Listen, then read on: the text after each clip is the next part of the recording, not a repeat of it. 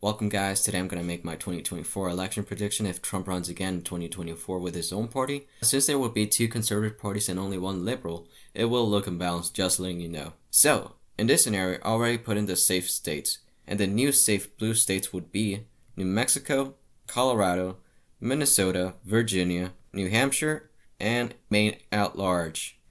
These states are likely gonna only be safe states in 2024 for Democrats if Trumplicans split off from the GOP. But if the two-party system lives longer than that, then the only one here that could still be safe in 2024 would be Colorado, and Democrats have 223 safe state votes. On the other hand, there would be no safe states for neither the Patriot or the Republicans due to vote splitting. But now I'm going to talk about the likely Patriot Party states. Those states being Wyoming, South Dakota, North Dakota, Nebraska at large, and its 3rd district, of course, West Virginia, Arkansas, and Alabama, of course. If Trump is able to keep at least, his half of his momentum until 2024, then these states should easily go for him if he decides to create his new party or if he's forced to. While for Democrats, the new likely states, it would be Nevada, Arizona, Nebraska 2nd District. It wouldn't be a new one, but it would be likely. So moving on, next one would be Michigan, Georgia, Pennsylvania, North Carolina, surprisingly.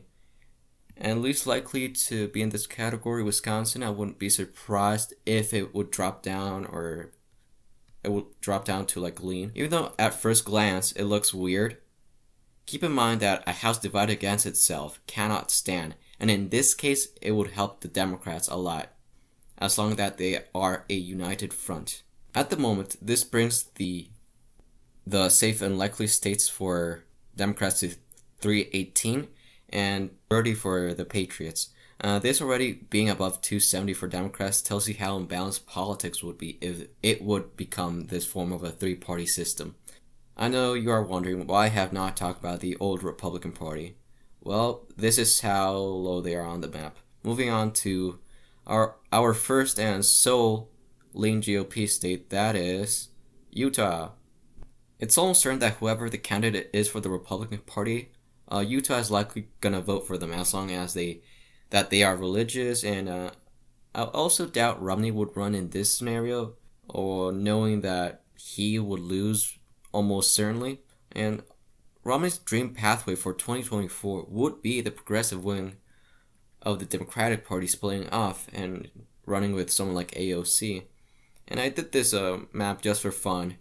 It's only a rough draft, but I will probably change something. I just did this for fun. Going back, Romney would also need for Trump to either fail at making a successful party apart from the GOP or not being able to run at all, and having someone like Trump Jr. Take his place for him. And then Romney would run in this scenario that I'm talking about. And if all of this would happen, I could not only see Mitt Romney being the nominee, but potentially even winning the election if the stars would align themselves for him in 2024.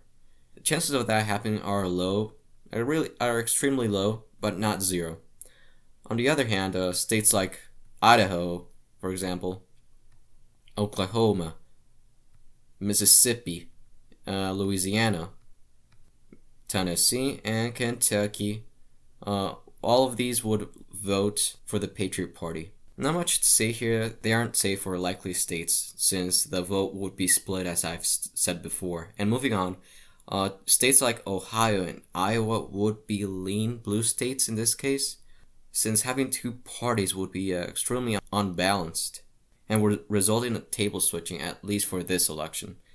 And these have been known to flip-flop throughout elections. While for Maine's 2nd District, it's a similar scenario. You'll look back in time, for example, in this website that I really like. Let's go back to 2008 and 2012. Iowa and Ohio went to the Democrats by a pretty decent margin, but this would only happen if the two-party system would hold. Lastly, Texas and Florida within this decade we will likely see them switch places, with Texas slowly becoming more Democrat-leaning and less Republican, as seen throughout the elections. While, interestingly, Florida, ever since, let me go back to 2012, it has become more and more Republican, but within each election, due to older white folk moving there. But since there will be a tremendous advantage for Democrats due to split tickets, they would win these states just narrowly, by lean margins as well. You would not see this in regular elections, and this is just a unique scenario, and as long as Democrats are able to be one united front and take advantage of the other party's chaos, then they could easily grab these states in 2024 as long as the Patriot Party is made. Now, where things start to get tighter, the tilt states going by less than 1%. Let me start with Montana. Montana is the least conservative in this red ocean over here. Seen in 2020, it went to Republicans by 16.3%, which is still really good, by the way. And it's the only one that, if Republicans in 2024, in this case, run a good campaign, they will likely be able to get Montana. But this could really be any party's land. While for South Carolina, it's kind of a similar scenario for them. The only one for them in this election in 2020 for 11.7%. I might even go to lean margin, but I'm going to put it as tilt. While for Alaska, in my opinion, it's the truest of flip states. Ever since 2000, if I'm not mistaken, since 2000, it has slowly been on decline for the Republicans every election since. And it's slowly becoming less. And as seen by this election in 2020, only going for them by barely 10%, and having a two-party split ticket for conservatives would just make this worse and likely just give Democrats that lean advantage that they would need here. Let me see. Furthermore, Nebraska's first district is tilt Patriot, since it's squished between a blue district and the rest of the likely state, I mean. While for Kansas and Missouri, if I had to say, I would say that they would be tilt Patriot Party. Since Trump, no matter who would be the Republican candidate or the Democrat candidate, if Trump runs by himself in 2024, then he will be the most talked about of all three parties. And this would help him in these states. Lastly, Indiana. That would also be another slim Patriot Party acquisition. It would be narrow though, since with a good Republican candidate, they could also flip this back to the Republicans. But if it's tight enough, there's like a Goldilocks zone, it could go to the Democrats slightly, but I do think it would go to the Patriot Party first though. Oh wait, let me put Alaska down to a tilt, since it's basically any party's land here, and almost everyone has an equal chance here. So as you can see, the Democratic Party would win in this scenario, the three-party fight, by 417 votes versus 102 to Patriots and only 19 for the Republicans.